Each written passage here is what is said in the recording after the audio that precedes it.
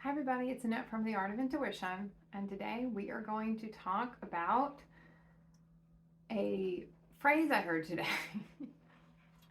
And the phrase was, every damsel has a dagger. And I think we're going to play with that one a little bit today because I was listening to some old reviews of something, and that phrase came up, and I couldn't figure out why I really felt compelled to listen to all these old reviews of a show that I think I'd already listened to them, and I listened to them again. I'm like, as soon as they said it, I'm like, oh, that's it right there. That's why, because we're going to talk about it. Every damsel has a dagger. Now, I'm assuming, based on how the context it was used in, though I've never heard it before, that it's a trope. It's a movie trope, right? Just when you think you have a damsel in distress, they pull a dagger out of somewhere and they become, just when you think, they have no hope, something kind of happens. But they propel that forward, right? They're not sitting around waiting for someone else to do something, they do it themselves.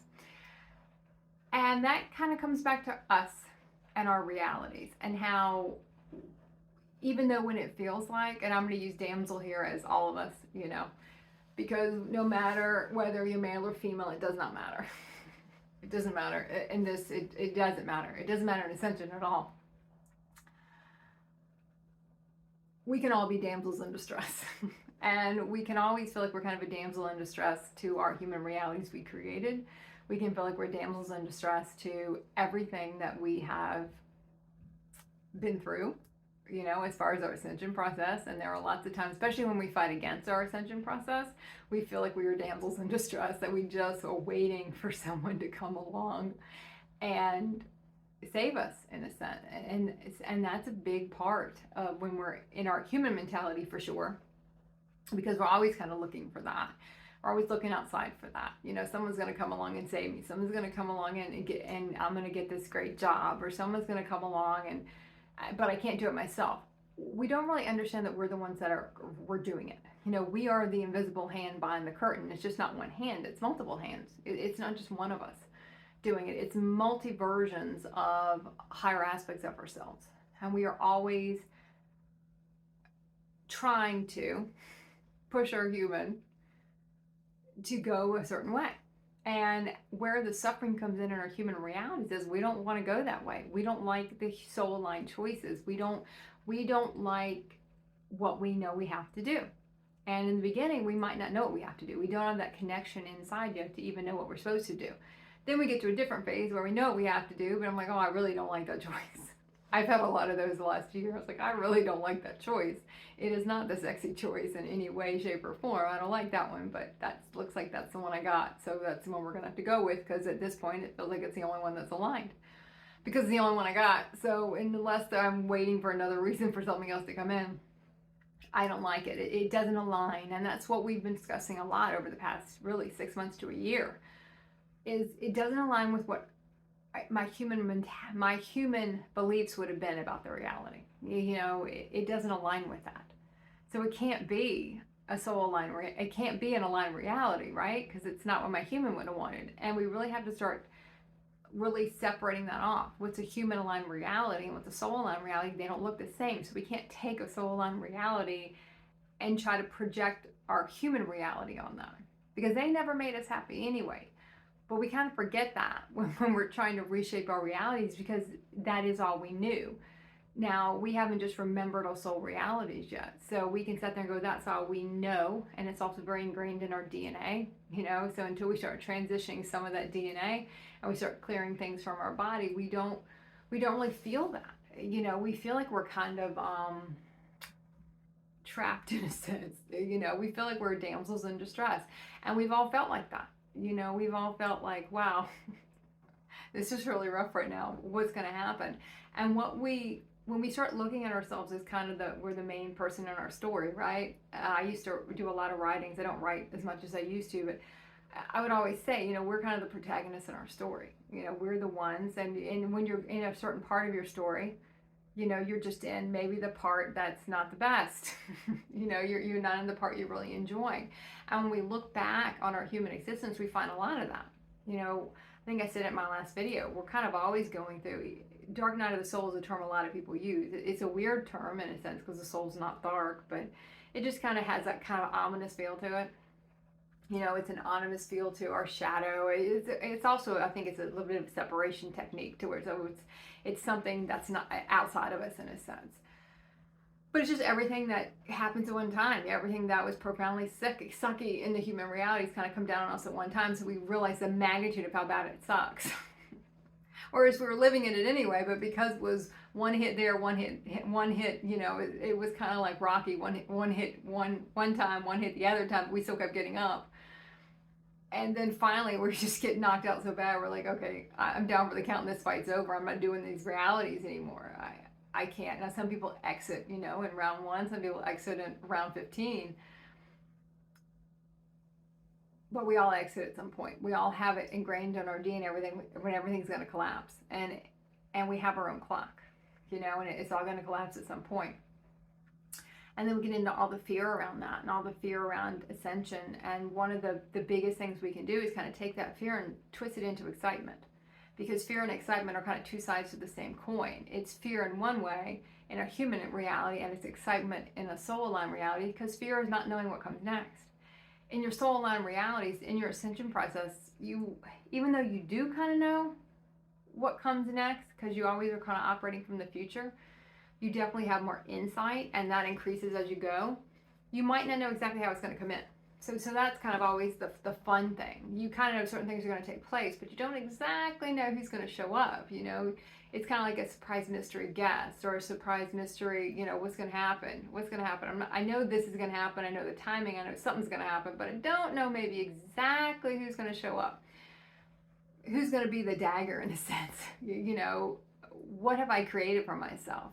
Because I know I didn't leave myself out here with nothing. You're going to find your universe never left you out there with nothing. Even in our human realities, we never didn't have anything. We just didn't like what we had. We wished it would have been easier. And we find that as we resist and we don't want to leave our non-aligned realities anymore, and we know they're not aligned, and we know there's just certain things we don't want to mess with, and Ascension is going to push us to have to mess with those realities too.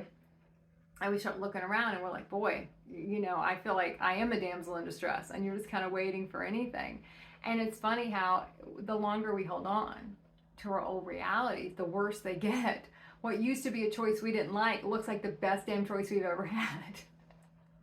And it was always kind of a thing, if you're going to stay, we would do it. We would all do it. We stay in realities that weren't that great, but we had so much fear over what would happen, what would be the next thing. Having this fear it would be worse. Not realizing that what we're in is pretty sucky. How can this be worse? But we weren't quite unhappy enough yet. We weren't quite ready to leave it yet. It hadn't collapsed on top of us yet. We weren't at the bottom, of the whole reality with 8 walls of bricks on top of us. Because at that point, you just walk away from the whole thing and you don't even give a shit anymore. You don't care. It doesn't even matter. What I was so afraid of before now feels like a relief, because at least it'll be over. At least I won't have to do this anymore. At least this whole thing will be over. The house you never wanted to get rid of, all of a sudden, or, you just leave the keys in the door and go. You're done with the whole thing. And we all get to certain points with different realities where that's how we feel. But we always do have that dagger. We always have something, and it might not feel like, it might be a very dull dagger, and we might look at it and go, there's no way, I'm going to ride this out of this reality. But we do.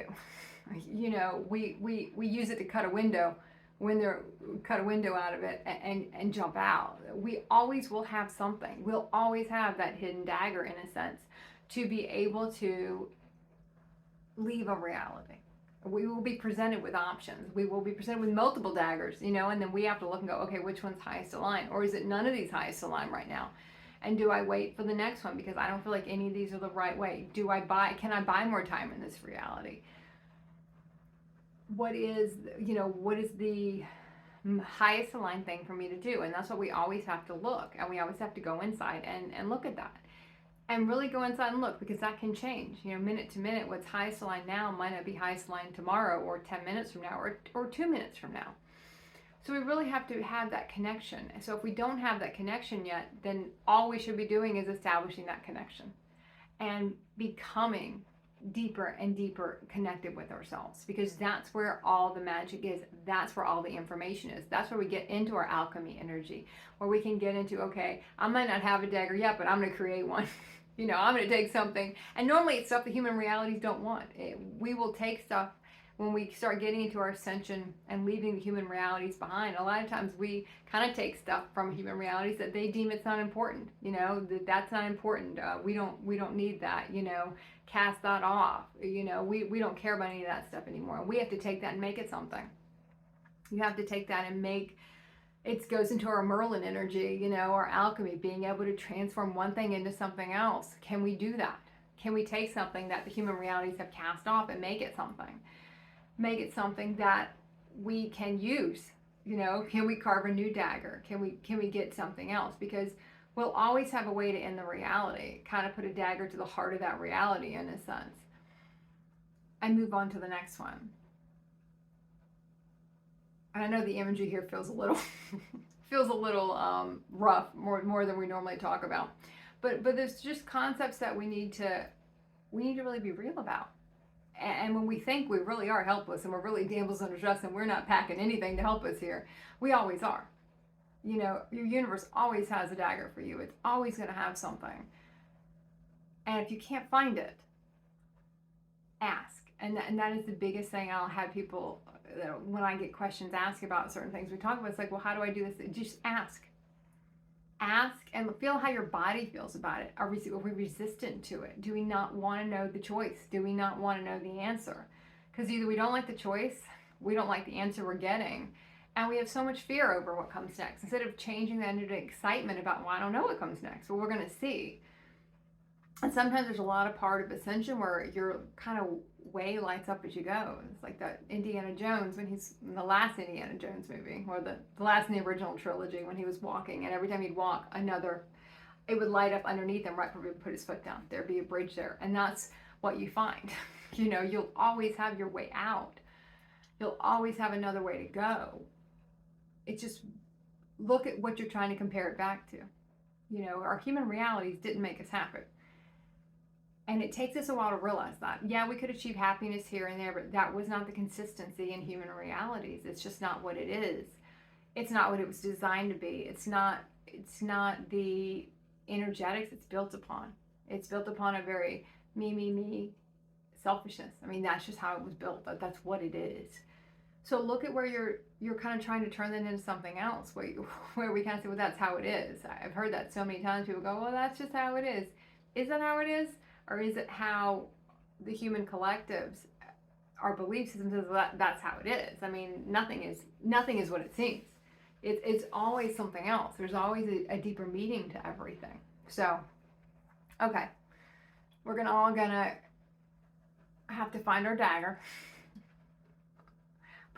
get on our big energetic panties, and start moving toward our new realities and our next realities. And 2023 is a big one for that. This is a big year for moving on and leaving behind the ones that don't serve us. And look at the ones you're not willing to leave behind. Look at where you don't see, where you have any other place to go, where you can't find the dagger yet, and ask for it to be revealed. Say you're ready and be open to what comes, because you're going to find it's not going to come how you thought. Your human perception of how you think it's going to be is not what it's going to look like. If you're picturing Cinderella's pumpkin showing up, it might not look like that. It might look more like a hot rod car. It might look like a bike. It might be a little scooter. You might be snowboarding away from it. It's not going to look like how you think it's going to look.